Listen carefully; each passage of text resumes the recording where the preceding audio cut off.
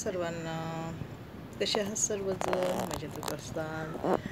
आता मी तुम्हाला ना एक बचत कशी बाई करते, म्हणजे घरातली स्त्री जी असते, अनुभवी स्त्री, ती कशी आपल्या घरातली बचत करते ह्याचं एक उदाहरण तुम्हाला सांगणार. बघा, तुम्हाला पटलं तर घ्या, नाही पटलं तर सोडून टाका. माझे काही तुम्हाला आग्रह नाही. काय झालं, 2 महिन्या एक महिन्यापूर्वी ना माझा सिलेंडर आला होता. तर तो थोडासा बॅलन्स म्हणजे त्याच्यामध्ये होता. तर तो माणूस काय म्हणाला, मावशी हा सिलेंडर आहे ना अजून एक 4-5 दिवस जाईल. तर मी म्हटलं बरं, तो नको घेऊन जाऊ, जो रिकामा आहे ना, पूर्ण खाली झालेला आहे ना, तो घेऊन जा.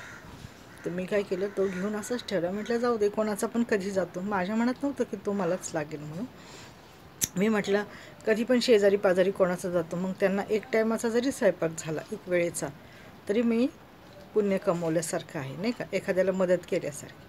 म्हणून मी तो ठेवून घेतला.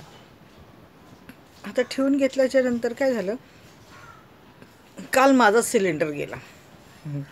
काल माझा सिलेंडर गेला. मग आता तर सिलेंडर लवकर येणार नाही, 2-3 दिवसांनी.